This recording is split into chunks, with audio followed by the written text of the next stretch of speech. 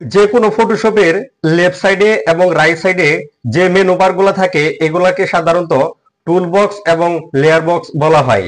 কোনো সময় যদি আপনার এই টুল বক্স বা লেয়ার বক্স হাইড হয়ে যায় তাহলে এগুলাকে কিভাবে নিয়ে আসবেন এই ভিডিওতে সেটাই দেখাবো।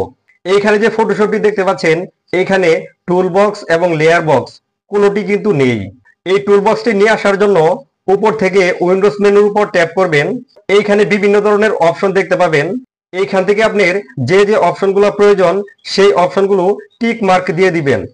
আমি এইখান থেকে প্রথমে টুলস অপশনের উপর টিক মার্ক দিয়ে দিচ্ছি। টুলস অপশনে টিক মার্ক দেওয়ার সাথে সাথে দেখতে পাচ্ছেন লেফট সাইডে টুল বক্স মেনুটা চলে এসেছে। এরপর এখান থেকে লেয়ার মেনুটাকে সিলেকশন করে দিবেন। লেয়ার মেনুটা সিলেকশন করার সাথে সাথে ডান দিকে দেখতে পাচ্ছেন লেয়ার মেনুটা চলে এসেছে। তো এভাবে আপনার যে অপশনগুলো প্রয়োজন উইন্ডোজ মেনু থেকে সব অপশনগুলো নিয়ে আসতে পারবেন।